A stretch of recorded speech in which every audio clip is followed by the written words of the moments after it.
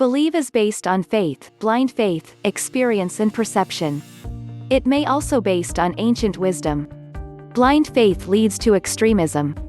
Faith based on experiences and ancient wisdom should not be discarded unless there is evidence to prove it is harmful. Our senses are not perfect. It may mislead us. That doesn't mean it is false. It can be accepted after verified evidence. Evidence lead to facts. But metaphysical phenomenon is beyond our senses and mind. Only by experience we can establish. Lack of evidence doesn't mean evidence of absence. So many things of mysterious nature are taking place every day. We just can't discard it just because it can't be explained by scientific evidence. This only shows our indifference to know the truth. It is very, very difficult to free ourselves from herd mentality. Are beliefs contrary to evidence? Beliefs, in and of themselves, are never evidence. There's a cliché, you are entitled to your own opinions. You are not entitled to your own facts. Facts are evidence. Opinions, which is another word for beliefs, are not. You can have beliefs that are contrary to the evidence. You can have beliefs that align with the evidence. The beliefs themselves do not figure into it. There's another layer that addresses a difference between science and religion. Instruments record observations. Instruments never have experiences. People have experiences.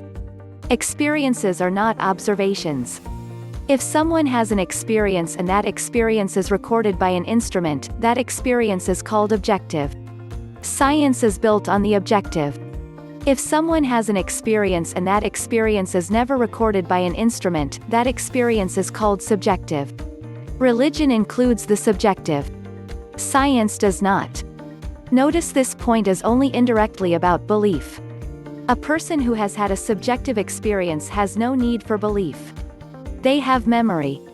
Not everyone has subjective experiences. That's where beliefs enter religion. If someone with a subjective experience demands to be believed, that error in logic brings the burden of proof. Certain religions make this error. The majority don't. It's an effective tactic, so the few religions that do it include the two largest by world population. The relationship of beliefs to evidence, to opinion, knowledge and truth can be viewed as a continuum. Absolute truth. Evident truth. Knowledge asterisk. Knowledge asterisk asterisk. Opinion asterisk. Opinion asterisk asterisk. Asterisk strong, asterisk asterisk weak. Opinions are not reality. Beliefs are not reality. Ideas are not reality. Ideas are the means by which we understand reality about all matter of subjects. Your opinion is more likely to be wrong than right, true. If your understanding of the subject of your opinion is strongly supported by reality-based evidence, then it may be knowledge, in the weak or strong sense of the term. If it is merely your preferred position on a subject, without at least some evidence to support it, then it is a mere opinion and should not be considered knowledge. Sadly, for many people, their opinions are often nothing more than their rationalization of their prejudices or dogma, yet they accept them as truth. Knowledge is, for the individual and for mankind as a whole, the cumulative information collected over a lifetime of experiences and learning that is consistent with the concept of, and the full range of, truth. It should be our goal as humans to understand what information we possess that approximates the strongest senses of truth versus those on the other end of the spectrum, so that our information becomes successively more accurate knowledge.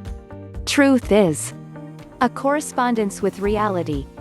Self-evident, it is impossible to consider the opposite. A whole is the sum of its parts, reality exists, nothing can both exist and not exist, at the same time, the concept of gravity. Universal, it is true for all if it is true for one. Global, there are no cultural boundaries. Timeless, it is true now if it was ever true, and will be true forever. Absolute, there are no degrees of truth. Knowledge does include degrees of truth, it includes self-evident truths. Evident truths require reason and argument to defend, includes most scientific conclusions. Opinions in the strong sense.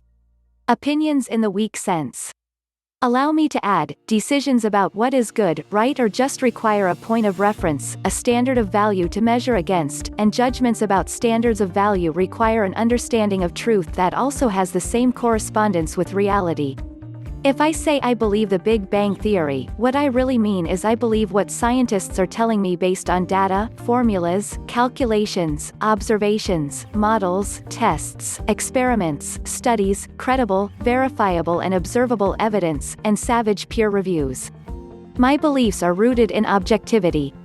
Should new evidence be provided to suggest an even more plausible theory, my beliefs will change in favor of it. If someone says they believe in the existence of a God, they are essentially saying they believe whatever their parents, priests, imams, pastors, etc. are telling them, despite the lack of any credible evidence, sans the proclamations of a few books and ancient texts. That kind of belief is rooted in subjectivity and, barring a personal epiphany, will not change regardless what anyone, but their religious elders, says. In the second instance, some might believe in silly things like creationism or intelligent design. And you would be right to say that belief, in that case, is contrary to evidence. However, since evidence for or against the existence of any God can't be provided, it would be technically wrong to say that all beliefs are so unfounded, baseless, presumptuous, yes. Contrary to evidence, not quite.